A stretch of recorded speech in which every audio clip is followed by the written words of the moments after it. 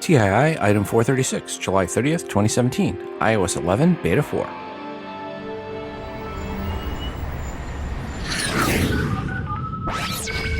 Welcome to Today in iPhone. I like it a lot. Today in iPhone. Hey, Google! Oh, yeah. My beautiful iPhone, which I never have out of my hand and that I do everything with and has become an extension of whom I am. Today's show is brought to you by Thumbtack. Hire skilled pros for absolutely anything at thumbtack.com today. It's fast, easy, and free. This episode is sponsored by Boll & Branch. Go right now to bollandbranch.com and use promo code TII to get $50 off the nicest sheets and cotton products you've ever owned. Welcome to the show. I'm your host, Rob, and you are listening to the Today in iOS podcast. First up, I want to thank Stan for sending in the artwork for today's show. Stan wrote the following. Hi, Rob. I created this with a photo from my iPhone 6, lettering photo captured from Pages, and images merged layered with Adobe Photoshop Mix on my iPad Pro. Regards, Stan Bentley, Winchester, Kentucky. Thanks, Stan, for sending in this artwork. And folks, you can see Stan's artwork in the free TI app via the bonus button for episode 436 or at Instagram.com/todayinios and also at Facebook.com/todayinios. Stan's picture continues to celebrate our 10-year anniversary of the TII show and the iPhone. Please, when taking a photo of yourself in front of your local Apple store, if possible, take a square picture, as I have to make them square for iTunes, and put the Apple Store location on the photo along with the TII or Today in iOS branding. Thanks to the many of you that have already sent in photos. As always, send those pictures to todayinios@gmail.com, which is also where you can send music. If you've created any music on your iOS device that you would like to share with the audience, just make sure to let me know which app or apps you use to create said music.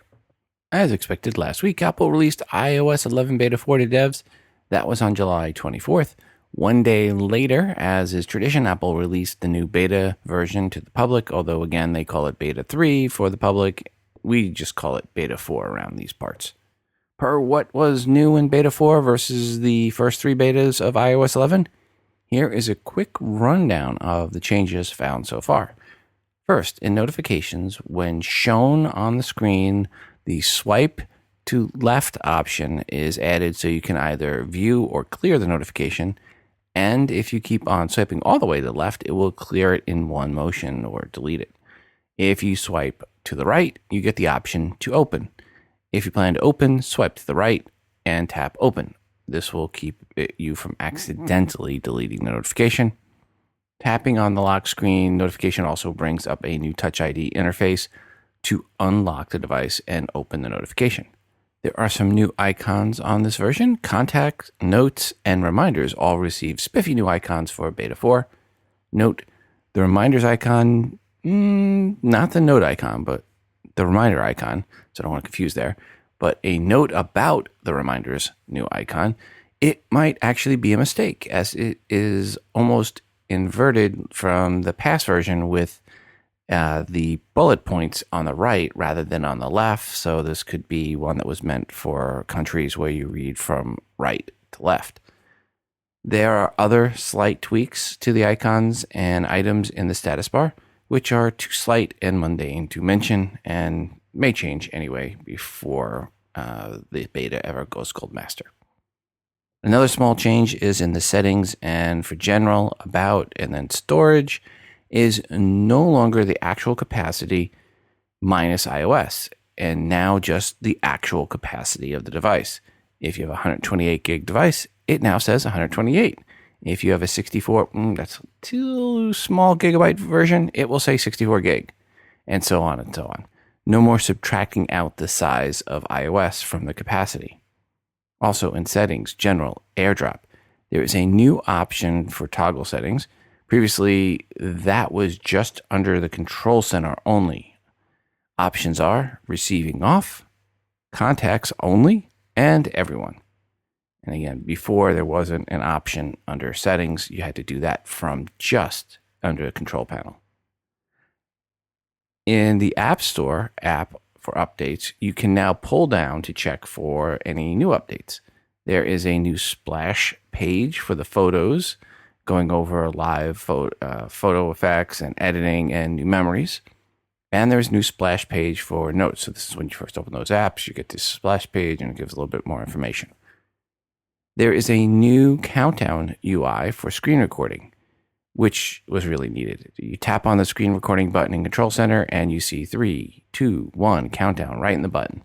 This gives you the time to get back to the app or home screen before the recording starts, which is nice, as it was originally you needed to clip off the front of the recording.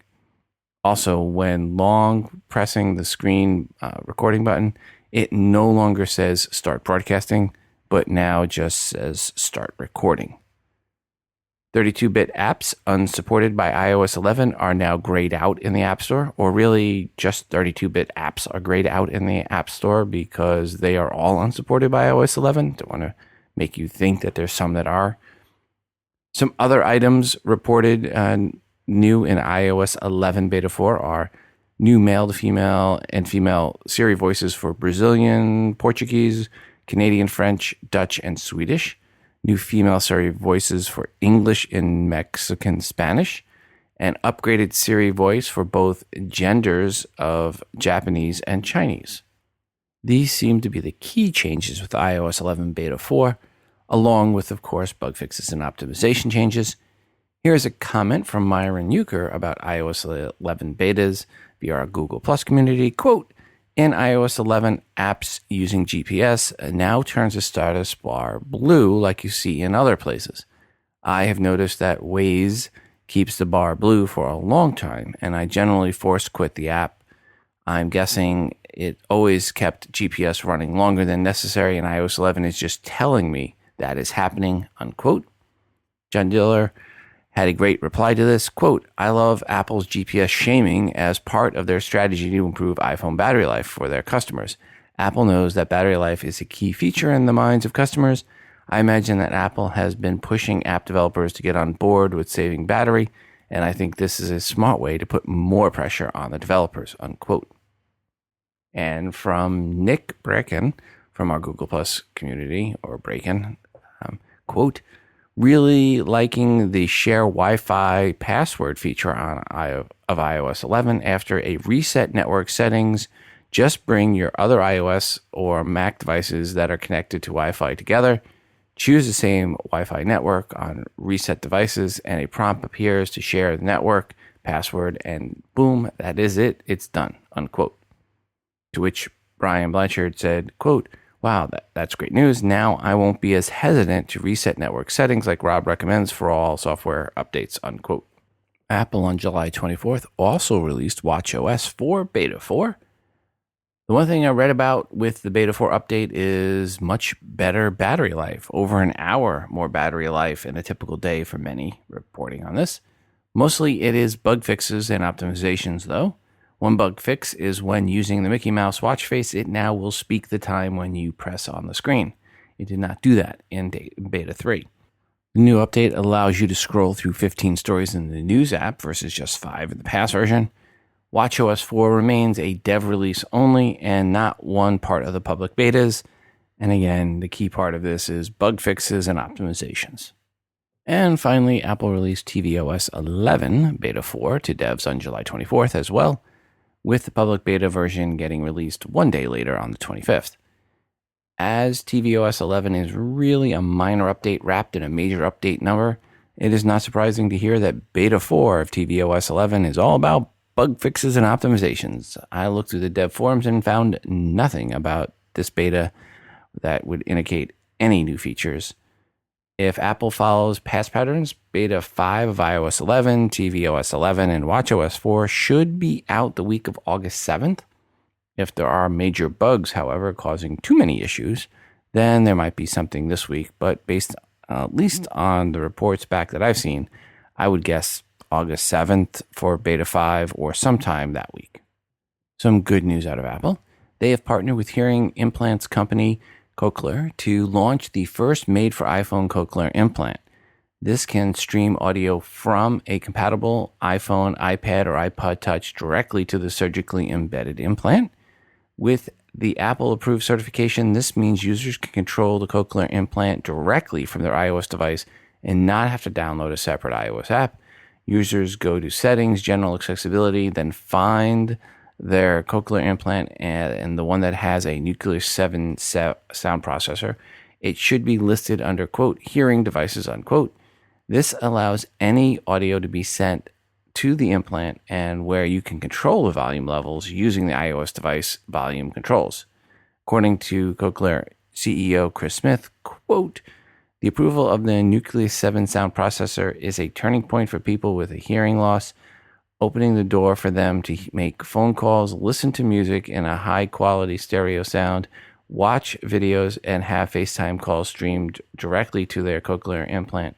This new sound processor builds on our long-standing commitment to help more people with hearing loss connect with others and live a full life, unquote. Thanks, Apple, for all the good you do.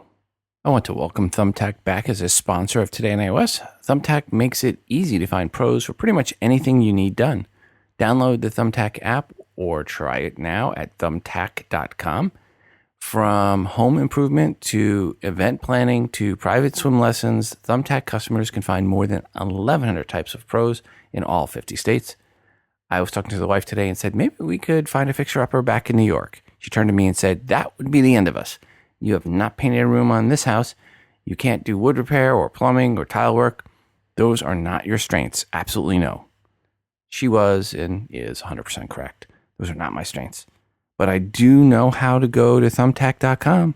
And when you need a chore completed, like changing out our old water heater or getting wood rot repaired, all I had to do was answer a few questions about what I needed done, then typed in my zip code. I gave my email address and name and submitted. It takes less than a minute to do all that, and that was it.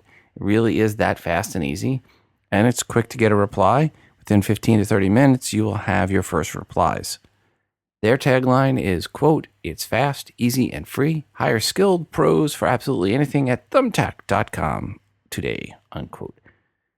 And that is so true. You can find any professional for any job, be it yard work or wedding planner. If you have a task that requires you getting on a ladder, Thumbtack, they have you covered. But it goes beyond those, with over 1,100 categories, including personal training, music lessons, stack preparation, and much, much more. And the much more includes app development. So if you are an app dev, this is a great way to find clients. If you have any sort of service, this is a great way to find new clients. Just go to thumbtack.com to get started. Thanks, Thumbtack, for sponsoring this show. Hello, Rob. It's Matt from Wisconsin. 2 weeks ago, I reported a bug with the current version of iOS 11, which at that time was Beta 2, that would not allow apps to be deleted. Case in point, I downloaded an app called TeamViewer to help a friend become a beta tester because for some reason, I think she's got an iPhone 5, I can't remember, but for some reason, VoiceOver would not read the install button to her for the profiler. So I was going to take control of her phone briefly and help her. However, we found out that it didn't work, so I went to delete the app off of my phone. I went through the proper channels of going into editing mode, and I double-tapped TeamViewer to delete it, and all it did was pop at me, meaning the little VoiceOver pop noise. In the current release of 11.0, that bug has been fixed. I was able to delete TeamViewer just fine. So if any of you have Beta 2, you most certainly need to update to Beta 3 if you want to be able to delete any apps that you don't need. Anyway, Rob, love the show as always. Keep up the great work. Matt, thank you for the great feedback. From Daniel Soul in the Google Plus community, quote, looks like the battery life on my Apple Watch Series 2 is back to its glorious self after the last update to watchOS 3.2.3. After the previous 3.2.2 update, the battery life went to the floor. We would lose at least 15% overnight using the Pillow app, and it would only just about make it through the day. Last night, 1% drainage and over 70% left by bedtime. So if you're suffering from a rapidly draining battery, I can highly recommend updating, unquote. Thank you, Danielle, for that. Hey, Rob. My name is Neil, and I am a long-time listener, first-time caller, calling you from south of the Mason-Dixon line in Alabama. Let's see here. I'm going to try to make this brief. I am a long-time user of Apple products, and I wanted to get the iOS public beta for iOS 11. So I put it on a backup device. I did listen to you, and I did not put it on my daily driver. The issue I'm having here is that I was successfully able to put it onto my iPhone 6 Plus, and I was able to take a couple of the upgrades. Unfortunately, after that, the device just stopped working altogether. And so I am a little bit familiar with how to manipulate the system and so forth, how to navigate it, but I had no access to it whatsoever. So essentially what I did was try to do a system reboot by depressing the power button and the home button, and got no relief whatsoever. It just continued to try and boot. It's like it's stuck in a loop where it's trying to boot up, but it never does. Then what I decided I would do is upgrade to the latest version of iTunes and try to put the phone into DFU mode, but that didn't work either. And I actually got a message which said the iPhone could not be restored. An unknown error occurred, 4013. So then I actually called Apple's Care, which I've had great experience with in the past, and they were not able to assist me in any way, shape, form, or fashion. They essentially walked me through the steps on how to place the phone into DFU mode, and, you know, they were not successful in helping me to resolve the issue either. It appears that Apple is now outsourcing a lot of their technical support to just basic call center people who don't really have a thorough background knowledge in how to use iOS, because the gentleman I spoke with, and I spoke with a couple of different people there, because the first contact hung up on me. The second one, they'd only been working there 2 weeks, and I had to explain to him what a public beta was. So long story short, I'm pretty much, just in the woods now here. I have a device that I no longer am able to use in any way. And I understand that public beta is going to be buggy, but I do believe it's a reasonable expectation that it should not break your device. So if you could, maybe you could give me some information specifically, or at the very least, place a call out to the Today in iOS Army and see if someone could potentially help me. I would be very appreciative. Thank you in advance, and have a great day. Hi, Neil. Thanks for the voicemail message, and sorry to hear of your issues. First things first on this. Make sure you have the latest version of iTunes on your computer. Make sure your iPhone has enough space to bring in a new update. A gig or more is recommended of free space, so make sure you have at least a gig of free space. Now it's going to be hard considering it's locked up, so hopefully you had that. Make sure the iPhone is on. It's not low on battery, so make sure it's fully charged. Update your Mac or PC if there is an update available for it. And then also, you may want to try using a different cord, a different lightning cord. Maybe there's something wrong with the one you've got, but if you've got a newer cord, use the newer cord.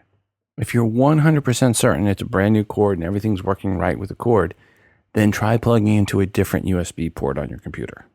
Now, if anyone else has dealt with the 4013 error, give us a call, 206-666-6364. That's 206-MOONDOG. Let us know what you did to fix that. You can also send that in via email to todayinios@gmail.com. We are now over 3,500 members in our Google Plus community and growing. Thanks to everyone that has joined, and thanks for the great posts.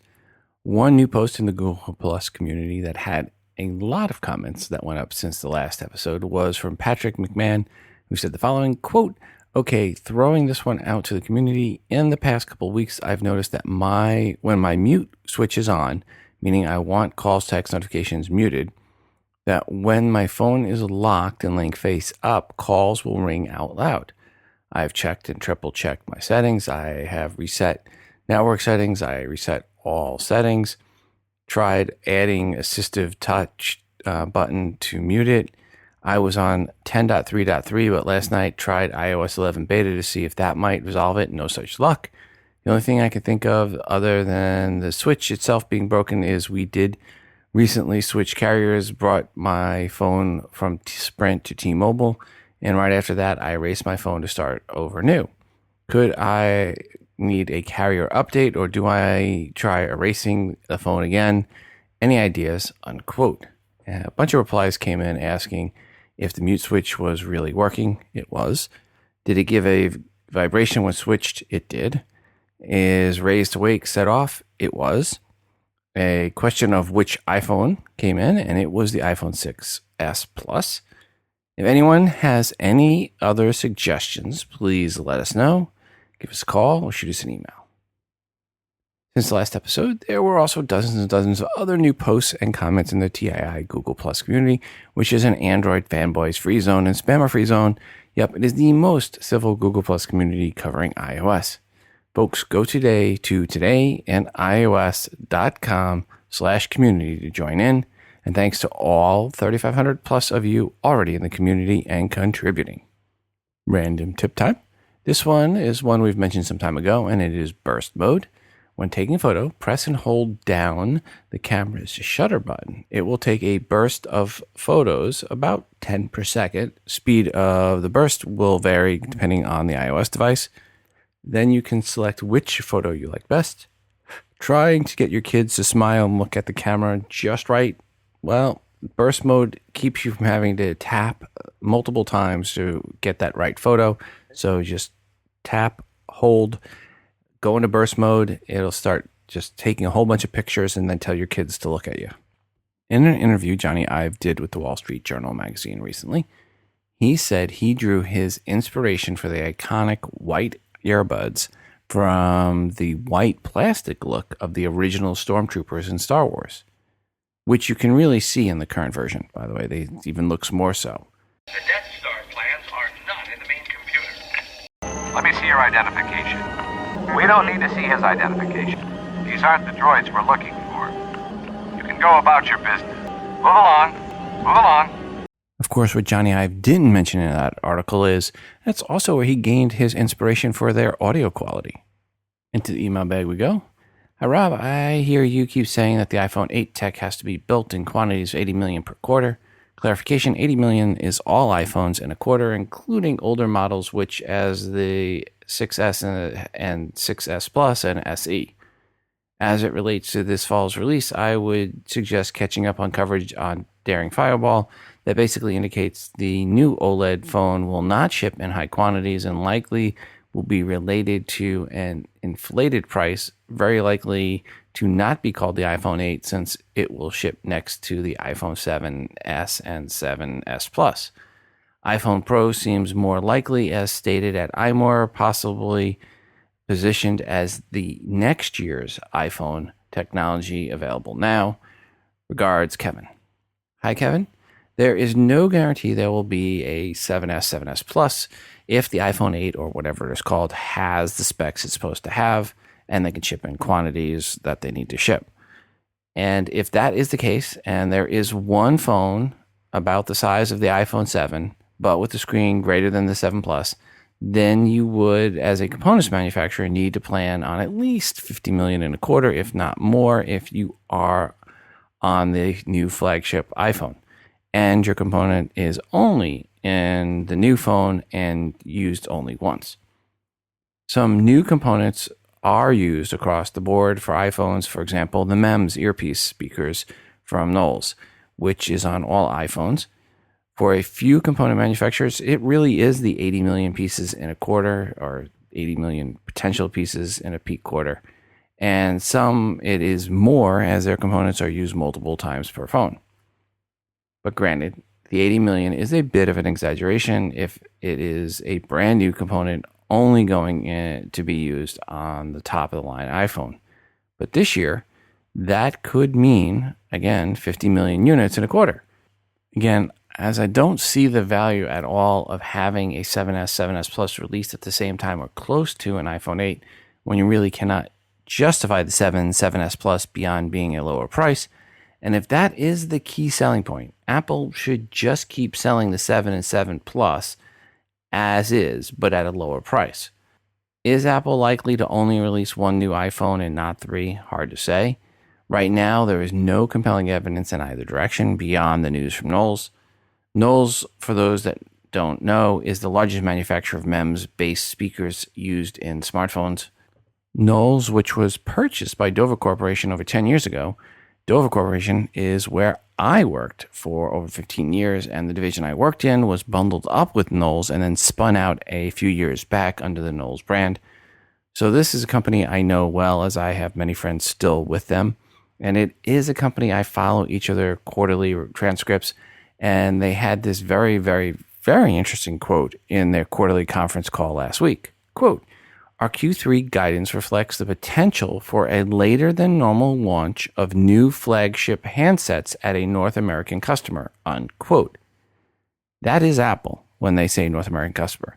And that is the next iPhone when they say new flagship handsets.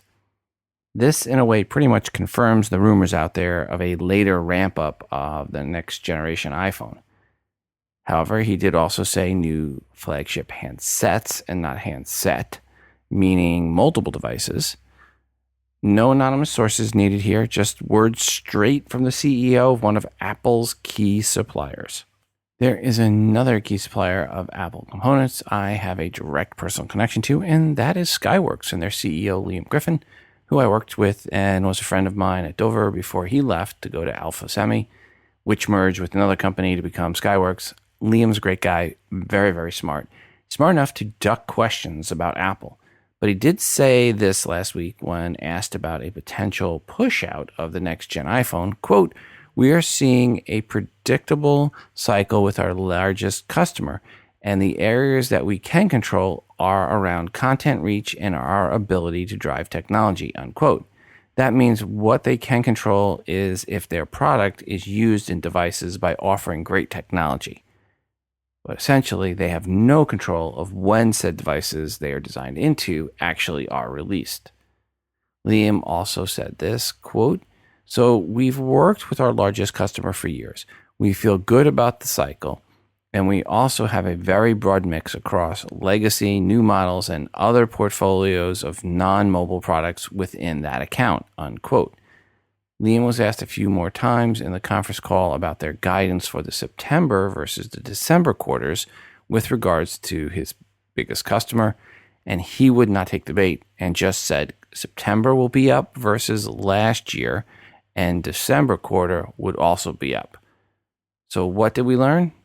Well, again, he said new models, plural. I am guessing my thoughts of just an iPhone 8 and no 7S and 7S Plus were just me dreaming. And it does look like there will be multiple units released this year, but there will be some delay on those according to Knowles.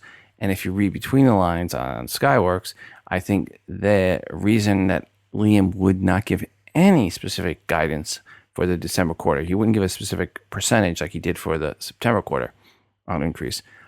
All he said was that it would be a percent, it would move up a percentage, but just wouldn't give what that percentage was for the December quarter. And if he had given that percentage, that would be a major tell of a push out of the new iPhone launch. Other analysts will be looking at transcripts from other key suppliers of Apple in the following weeks, but you know what? It really does not matter because Apple will need to give some guidance for this quarter on Tuesday, and I believe on Tuesday, Tim Cook will essentially confirm what we learned from Knowles and Skyworks. The next iPhone will ramp up later than expected, and that will be from the number of units Apple predicts this quarter. If it's lower, so when Apple gives out what they predict this quarter for shipments, if it's lower than it was a year ago quarter, then it is pretty much confirmation of a push out. Per the John Gruber article Kevin mentioned, that article really looks at the next gen iPhone 8 or iPhone Pro being a truly high-end premium phone, to which Android users are going, hey, you do realize even the iPhone SE is a premium high-end phone compared to the majority of what's available for Android users, right? Point taken. So whatever level is about premium smartphones, that is what John Gruber thinks the iPhone Pro will be. And maybe it would be a premium level. Let's call it that, premium level smartphone, meaning anything with a price tag of $1,000 or more. So if your smartphone sells retail $1,000 or more, then it's a premium smartphone. Speaking of Apple's quarterly report, that call will be on Tuesday, the 1st of August. I will release a blog post covering the key metrics and anything else of interest on Tuesday afternoon. I will send out a push message when it's live, so make sure to get the TII app prior to the conference call. Some rumors coming out about the Series 3 Apple Watches, and shocker, it's about having even more focus on health and fitness. Other rumored specs, and by rumored, I mean common sense specs, are a faster processor and longer battery life. Wow, you think? There is also the rumor about the Apple Watch having LTE capabilities, which would run counter to the rumor about longer battery life. In the past, it was said to be 2018 or later before we saw a cellular version. Will be interesting to see if Apple can work out some special plans with the carriers for the Apple Watch specifically, that is. That would, in my mind, need to happen to make it even remotely attractive. We've not talked much about Apple's HomePod, well, almost basically nothing. But since Apple on the 28th pushed out the firmware of the HomePod, and developers are able to get their hands on that, now seems like a pretty good time to go over what was learned. Not surprisingly at all, HomePods run on a full iOS stack, just like Apple TV, for example. However, there currently appears to be no provision for third-party apps, so really more like a second or third generation Apple TV in that case. In the code, it did find reference to an LED matrix speculated to be an area on the top of the speaker which could have a visible but small display. Rather than having a springboard for control/shell, the HomePod has a soundboard for the shell control. It will support accessibility features, including voiceover, according to the firmware code. More on the HomePod later in this year. But back to the firmware code that was pulled apart by the developer, Stephen Thornton Smith.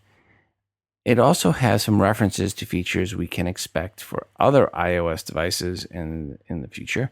This includes, quote, numerous references to infrared face detection within the biometric frameworks kit, unquote. This includes new face detect methods when faces are too close or too far from the camera. And there is also more infrared references in the code, some pointing towards the rumored infrared sensors on the front of the iPhones. The most recent Consumer Intelligence Research Partner data, SERP, for short that is, shows that from April to June, Apple was attracting more Android switchers than at any time in the past 12 months. But more interesting was that for the last quarter, the iPhone 7 and 7 Plus sales made up 81% of all the iPhone sales. 47% went to the iPhone 7, 34% to the 7 Plus, leaving just 19% for all the other versions combined. In the same period in 2016, it was 34% of iPhones sold that were not the current top-of-the-line devices. SERP also found a trend towards larger devices with higher capacity. Two things that help up the ASPs for the iPhone and the margins, and the folks on Wall Street like that type of news. No shocker here, but the analytics firm App Annie released data showing worldwide consumer spending in the app stores has the iPhone app not just trouncing Google Play Store, but pulling away. In Q2 of 2016, Apple generated 90% more revenue than the Android App Store. In Q2 2017, that gap was 95%. iOS app revenue increased 35% year over year, while Android's increased just 30% year over year. Yes, there are more downloads in the Google Play Music Store, but much, much more money being spent in the iOS App Store. Thanks again to Boll & Branch for sponsoring our show. You don't need to spend a fortune to get the rest you need. Great sleep starts with the right sheets, and they're more affordable than you think with Boll & Branch. The right sheets can take your sleep and your style to the next level. Let me give you the 3 most important words for getting a good night's sleep. Comfortable, comfortable, comfortable. If you want the best sleep of your life, you need to be comfortable. That's what all these sleeping pills are trying to do for you. But you don't need that. You just need Boll & Branch sheets. Science tells us there are 5 stages of sleep, but before you can enter any of them, you need to be comfortable so you can fall asleep. You need Boll & Branch sheets, the most comfortable sheets you'll ever sleep on. Go to bollandbranch.com and you'll get $50 off your first set of sheets plus free shipping when you use promo code TII. That's right, $50 off plus free shipping right now at bollandbranch.com. Once more, that's BOLLN branch.com, promo code TII. And since Boll & Branch sells exclusively online, you don't pay that expensive retail markup. That's half the price for twice the quality. But here is the best part. Don't take my word for it. Try them out for yourself 30 nights risk-free. If you don't like them, don't love them for any reason, they will take them back and refund you without any hassle at all. Boll & Branch wants you and your family to feel good about your sheets, inside and out. And rest easy knowing their sheets are ethically made, meaning everyone involved in the creation of the bedding has been treated with respect. These are sheets that feel good and you can feel good about owning. Please go to bollandbranch.com and use promo code TII to get $50 off your first set of sheets. That's BOLLN branch.com and use promo code TII. Hello, it's Kim from Salem, Oregon. And I am just calling in to say how much I love the AirPods. I got them 2 days ago as an very early birthday present for my parents. And oh my gosh, they're awesome. They're so much better than Jailbreaking. I mean, seriously, there's no lag in voiceover whatsoever. The fact that I can just have my phone plugged in across the room and just listen to music or a podcast or whatever is incredible. I am using the right AirPod to make this call. The other one is plugged in to the little dental floss case thing. It looks like the case of dental floss. Anyway, I love that I can use the lightning cable to charge the case. Oh my gosh, they are just so awesome, and the packaging is just so wonderful. And the little AirPod release picture thing on the box, I would never really guess what that is. Although it might have helped if I had the box facing a different way, then I would have maybe had to. Anyway, because I had no idea what they were. But, yeah, I love them, and I cannot wait for iOS 11, because then I will be able to have one AirPod pause the music and play, and then the other AirPod will be able to do next track, previous track, or Hey Siri, or whatever, which is awesome. I don't understand why people are all annoyed about the volume control not being on the AirPods. I don't mind taking it on my phone and just, really not even taking it on my phone, just reaching my hand in my pocket and turning the volume up with the buttons on the side of the phone. I don't think that whole customers do. Anyway, just wanted to say that I love the phone, I love the AirPods, and definitely looking forward to September when iOS 11 comes out. Love your show. I can't wait for the next episode. You are seriously the main podcast I listen to for anything iPhone related. I don't listen to any other podcasts really, except yours. So thank you for all your news and information and keeping all of us up to date on really everything Apple related. Talk to you later. Bye. Kim, thanks for the feedback. Glad to hear you're liking your AirPods. Into the email bag we go. Hi, Rob. Just listened to the latest episode of TII regarding the message from a blind user concerned about losing expensive 32-bit apps As a blind user of iOS of long standing, I cannot think of any experience or expensive apps designed for the blind that will go dark. In fact, the only blind-specific apps that are even close to the price range you mentioned that I can recall as an OCR app and a navigation app, both of them are 64-bit. Neither is anywhere near 300. Separately, I also have concerns about iOS as a blind user going forward, less about the software and more about the hardware, specifically Apple's truly obnoxious decision to remove the headphone jack from the iPhone. I note as an aside, all other iOS devices and every single Mac retain the headphone jack. For a blind user, Bluetooth is essentially unusable for constant voice-over interaction. The problem relates to the latency inherent in Bluetooth. If you are a sighted user, you may not have even noticed this, or if you have, you likely find it acceptable. For someone constantly getting feedback from a touch device, such a delay in response is unbelievably irritating, and it does not improve with time.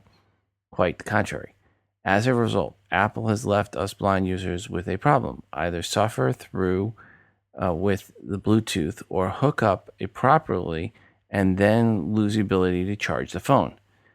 Apple could solve this problem by releasing a dongle, which would simply allow both the Lightning port and for charging and a 3.5 millimeter headphone jack, but Apple has refused to do so, and in fact has killed a Kickstarter project to develop such an item. Now, I'm using and loving my iPhone 6S, but the time will come when I must move on. At this point, I am dreading the prospects of upgrading. Thanks, Apple. Regards, Kevin Barry. Hi, Rob. I was just listening to episode 434 and became alarmed upon hearing your reporting regarding rear charging plate separation on Apple Watches, having just dealt with an issue with the top screen popping up like a jack-in-the-box. I'm surprised that Apple has only acknowledged a rear cover issue. The watch in question was a gift I gave my wife for Christmas in 2015. It was a first-generation watch that hadn't been dropped, soaked, or slammed against any hard surface. I used it very gently and not in contact with perfumes or sunscreen, questions asked by Apple support. Yet the screen separated from the case while worn on my wife's wrist. The only contributor that I could figure was that it was a hot 90-plus degree day that day. I'll give high praise to Apple for quick repair and replacement of the faulty unit, a service for which they approved a one-time waiver of all fees, even though the warranty had run out 6 months prior. The swap was handled by mail and took 1 week total. I hope Apple extends their repair cost waiver to include the screens as well as the back plate of Apple Watches. I'd hate for this to occur again and be stuck with that bill. Although I was somewhat shocked and embarrassed by the shoddy workmanship of this pricey item, my wife loves her Apple Watch and relies on it in business and general use. Thanks for continued commitment to the iOS world, Rob.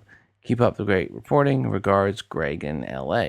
Well, Greg and Kevin, both, thank you for your feedback. Good morning, Rob. It's Shannon in Arizona. I just wanted to share a quick story. I recently washed my AirPods in the washing machine, a full cycle, accidentally. And unlike some videos I have seen on YouTube, mine did not survive. They are dead. No light, no charge, no nothing. So, learn from my mistakes, move on. I quickly ordered another pair because I feel like I'm lost without them, and got into that 6-week waiting cycle that Apple loves to have on their AirPods, it seems. And on a side note, are they just not making enough to keep up with demand, or is demand that great? Because honestly, I don't see that many in the wild. So I'm just curious, are they making 5 a day or what? Anyway, through another podcast, I learned that AT&T and Verizon had some online. So I'm a Verizon customer. I checked quickly and they did not have any. So then I went to AT&T, which in my experience was a pain in the butt, ordering online since I'm not a customer. However, I finally managed to do it, and I actually ordered them Sunday night, the 16th. and they say they're going to be delivered this Thursday, meaning 4 or 5 day delivery. So same price, of course. So if anyone out there is looking for AirPods, maybe try AT&T online. I know if you call customer service, again, that was a nightmare, but they don't even know what they are, which is kind of sad. But either way, just go online, AT&T.com or ATT.com, and search them, and you'll find them and order them, and maybe you have same luck I did. Thanks, Rob. Take care, man. Later. Into the email bag we go. Hey, Rob, just found this case on IndieGogo. It has an extra 2400 milliamp hour battery, infrared remote, 3.5 millimeter headphone jack, and it has a metal backing for magnetic mounts. It's thinner, lighter, and at $59, it's less expensive than most other charging cases and still comes with those extra features. Looks great to me. Regards, Eric B. Well, thanks, Eric, for the heads up on this, which is the Pi case, 2 words, Pi being Pi and CASE for case. This one is a flexible goal of $15,000. It is raised $13,700. It is for the iPhone 7, 6S, and 6. From the official description, quote, Pi case is the world's first battery case to control all your devices via the quick button Pi Home app and your own voice. 3.5 millimeter headphone jack enables any headphone to be used with the iPhone 7. Battery AI charges your phone automatically when the battery is low. Thin and light, made for iPhone, co-developed for and manufactured by Foxconn, unquote. They also are selling the magnetic car mount for it for an additional $10. They estimate it will ship in September. If this is one you're interested in, search for Pi case, 2 words, at IndieGogo or in the show notes for episode 436 at todayandios.com. Back to the email bag. Hi, Rob. Just curious, when you sleep, just got the notice that the episode is live. Do you still have to get up or stay up or go to work? Regards, Beth L. of Austin. What is this sleep thing you talk of? Hi, Rob. It's Rick from Germantown, Maryland. I had a question about jailbreaking. I know that you in the past have been an avid jailbreaker and whatnot, but I haven't heard much about it from you or others lately, so I wanted to maybe in a future episode you could talk a little bit about the current state of jailbreaking. I don't jailbreak myself. I need my phone for work and can't afford the snafus that go with it or potential ones. But my son jailbreaks, and I've gotten the feeling that jailbreaking as it stands today isn't as secure or safe as it may have been in the past. So that's it. Just a thought for a upcoming episode. Thanks. Love the show. Rick, thanks for the voicemail message. And that leads us into the email message from Eric, who says, Hey, Rob, it's no surprise, but this pretty much confirms it. Regards, Eric B. And he's talking about the article from Cult of Mac. And they talked to one of the jailbreaking pioneers, Jay Freeman, who also ran and runs the Cydia store. And the article talks about it's been months since the last iOS 10 jailbreak's been released. And according to some folks, you shouldn't get your hopes up about jailbreaking your iPhone again. Merely at this point, when Jay Freeman isn't recommending jailbreaking your phone anymore, that's not a good sign for jailbreaking. Now, the issue is, why are you needing to jailbreak? There's a lot less reasons to jailbreak than there were in the past. Apple's done a good job on security. Obviously, there are a few people that still need to jailbreak for various reasons, but for the average user, it's really hard for me to try to justify any reason for why you would want to jailbreak, as the average user. The article on Cult of Mac, and when I was talking with Jay Freeman, they came around to the death of jailbreaking has been caused by 4 things. 1, Apple's increased security made jailbreaking harder. 2, if a hacker finds a vulnerability, he or she can make up to $1 million by selling it. 3, most of the best jailbreakers have moved on to high-paying security jobs. And 4, if you can jailbreak an iPhone, you're exposing it to security vulnerabilities. Those items kind of caused the death spiral of jailbreaking. Apple's made available transcripts to accompany its WWDC 2017 session videos. This makes searching for things you remembered from a session easier, or to search a session to see if they mentioned something. According to Apple, quote, take advantage of transcripts to quickly discover and share information presented in WWDC 2017 videos. You can search by keywords, see all instances where that keyword is mentioned in the video, go straight to the time it was mentioned, and even share a link to that specific time, unquote. Go to developer.apple.com/video/WWDC 2017 or look for the link in the show notes for episode 436. For this episode, the Ask Siri suggestion comes from Stephen Brisbane, Beth L., James from Macomb, Mike P., Corey M., Sean M., Darcy G., Lyrian L., Dr. John M., Daryl D., Nick M., and a few others. And they all want me to ask or say to Siri, I see a little silhouette of a man. So let's see what happens when I do that. I see a little silhouette of a man. Scaramouche, Scaramouche, will you do the Fandango? Thunderbolt and lightning, very, very frightening me. Galileo, Galileo, Galileo, Galileo, Galileo Figaro Magnifico. I'm just a poor assistant. Nobody loves me. It's just a poor assistant from a poor family. Spirit its life from this monstrosity. Easy come, easy go. Will you let me go? Bismillah. No, we will not let you go. Let it go. Bismillah. We will not let you go. Let it go. Bismillah. We will not let you go. Let me go. Will not let you go. Let me go. Never, never let you go. Never let me go. Oh, no, no, no, no, no, no, no. Thanks to all that sent that one in. And that is without a doubt the longest Siri response I've gotten back for any of these. Thanks again to Boll & Branch for sponsoring this episode. Folks, go right now to bollandbranch.com and use promo code TII to get $50 off the nicest sheets and cotton products you have ever owned with free shipping to boot. And before we go today, I also want to remind you to send in your feedback to the show, 206-666-6364. That's 206-Moondog. Or record your feedback and email to the show at todayandios@gmail.com. Feedback can be a question or comment about something said on this episode, or it could be a question or rant you have about something else, an app or product review, good or bad. As long as it is iOS related, it is welcomed. I'm always looking for new artwork to feature that you created on an iOS device. Just put some TII branding on it and send it in. And of course, we're always looking for more music created on an iOS device to play on the show. It's your show, and your feedback is greatly desired. Please don't forget to check out our moderated Google Plus community by going to todayandios.com/community.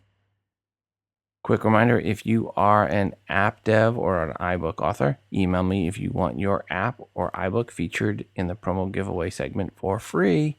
We just need the 5 promo codes or more to give away. Simply email me at todayandios@gmail.com. And please include a 60-second or less audio review of your app or iBook indicating you are the dev or author. Also, when you send in the promo codes, please make sure to let me know when they expire. Today's show was again brought to you by Thumbtack. Hire skilled pros for absolutely anything at thumbtack.com today. It's fast, easy, and free. And if you are an app dev or a professional looking for clients, also go to thumbtack.com. Finally, check out our newly updated TII app, which is free to you. Search for TII in the iTunes App Store. It is the best way to consume the show and to get push notifications each time a new episode of TII is released. It is fully voiceover friendly, of course. And per the latest update, we just added the ability to comment on episodes inside the app and UI improvements and optimizations. Please go right now and download the TII app from the iTunes App Store, or get the update if you already have it. Until the next time, I'm your host Rob, reminding you to phone different. This show is hosted on Libsyn.com and part of the Wizard Media Network. If you are looking for hosting, go to Libsyn.com, that's Libsyn.com, for hosting for your podcast and for creation of your own smartphone app. The Today in iOS podcast can also be found on the free Stitcher radio app. Just search for TII.